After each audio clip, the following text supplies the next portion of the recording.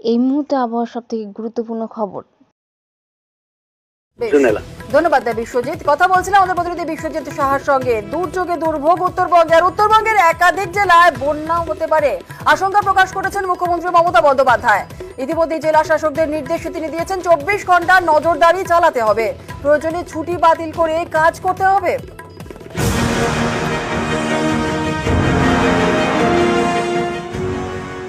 আমি যে ডিপার্টমেন্টগুলো থেকে অলরেডি রিপোর্ট পেয়েছি, জেলাগুলো থেকেও, ডিএম এর কাছে, এসপির কাছ থেকেও, তাতে আমি দেখেছি বন্যার একটা আশঙ্কা আছে কিন্তু উত্তরবঙ্গের জেলাগুলোতে। ইরিগেশন ডিপার্টমেন্ট প্রতিবারই সবাইকে নিয়ে একটা 24x7 মানে আপ টু অক্টোবর, পুরো এন্ড অক্টোবর আমরা একটা কিন্তু মনিটরিং সিস্টেম চালু করি। এবারেও সেটা চালু করতে হবে ইমিডিয়েট, যাতে হট করে কোনো প্রবলেম হলে একটা নাম্বার দিয়ে দেবে, মানুষ যোগাযোগ করতে পারে।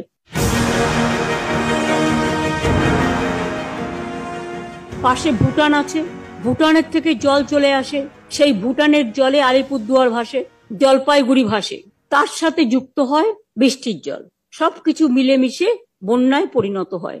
জেলাগুলো ডিস্ট্রিক্ট ম্যাজিস্ট্রেটের আন্ডারে আর লাইন ডিপার্টমেন্টের সকলকে নিয়ে একটা 24x7 একটা প্রোগ্রাম করবেন, যাতে কোনো জায়গায় কোনো ঘটনা ঘটলে সঙ্গে সঙ্গে বিডিও বা পঞ্চায়েত মারফত আপনারা খবরটা পেতে পারেন, বা মিউনিসিপ্যালিটি মারফত। কালিম্পং এর সিচুয়েশন নর্মাল। 10 নম্বর জাতীয় সড়কে ধস নেমেছে, এনএইচএআই এবং পিডব্লিউডি তারা রিপেয়ার করছে।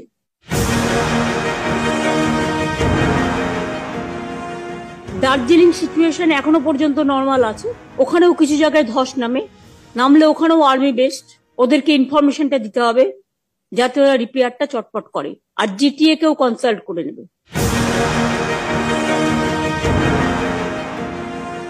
দক্ষিণ দিনাজপুরে সিচুয়েশন এখনো নর্মাল, কিন্তু পুনর্নভা নদী বিপদসীমার উপর বইছে, পুনর্ভবা যেটা।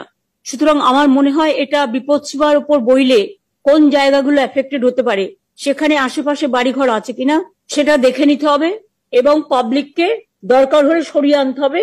সেই শেল্টারগুলো ডিএমএসপি দের কথা বলে এখন থেকে নজর রাখতে হবে।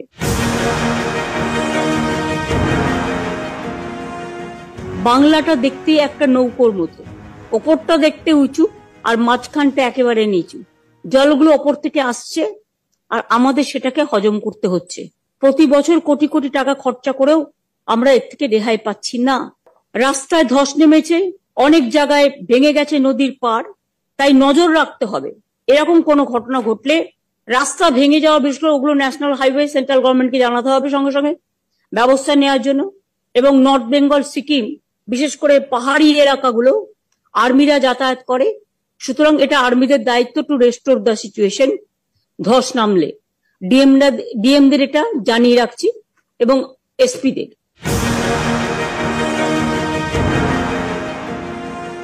তুফানগঞ্জ, মাথাভাঙা ইতিমধ্যেই ক্ষতিগ্রস্ত হয়েছে। এখানে 12টি রিলিফ সেন্টার ও 6টি কিচেন চলছে। 24x7 একটা ডিজাস্টার ম্যানেজমেন্ট সিস্টেমের আমরা করছি। তেমনি জেলাগুলোও ডিস্ট্রিক্ট ম্যাজিস্ট্রেটের আন্ডারে আর লাইন ডিপার্টমেন্টের সকলকে নিয়ে একটা 24x7 একটা প্রোগ্রাম করবেন, যাতে কোনো জায়গায় কোনো ঘটনা ঘটলে সঙ্গে সঙ্গে বিডিও বা পঞ্চায়েত মারফত আপনারা খবরটা পেতে পারেন, বা মিউনিসিপ্যালিটি মারফত। যে যদি ইমার্জেন্সি লাইক সিচুয়েশন হয় তাহলে কিন্তু সব ছুটিটাই ক্যান্সেল হয়।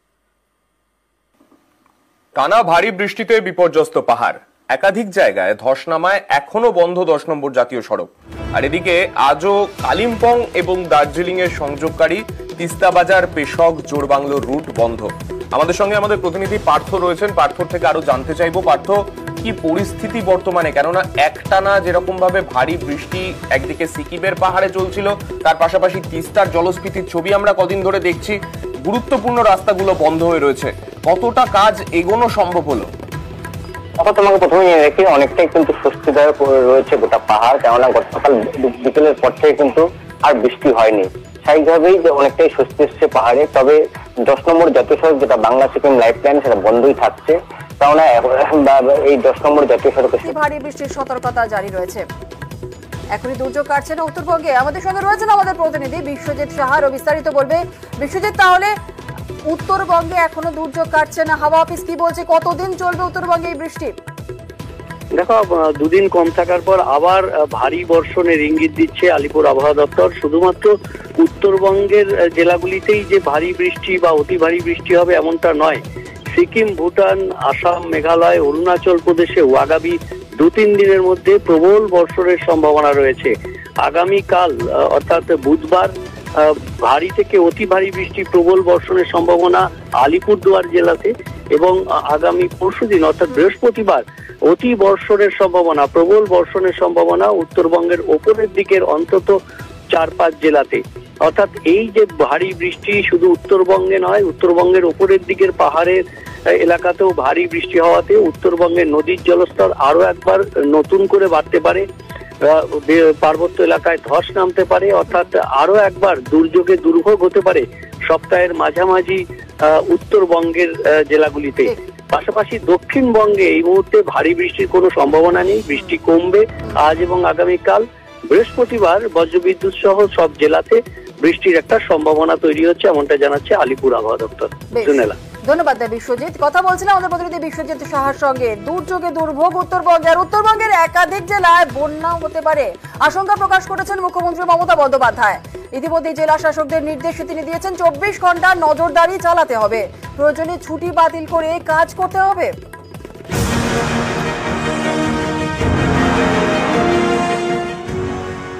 আমি যে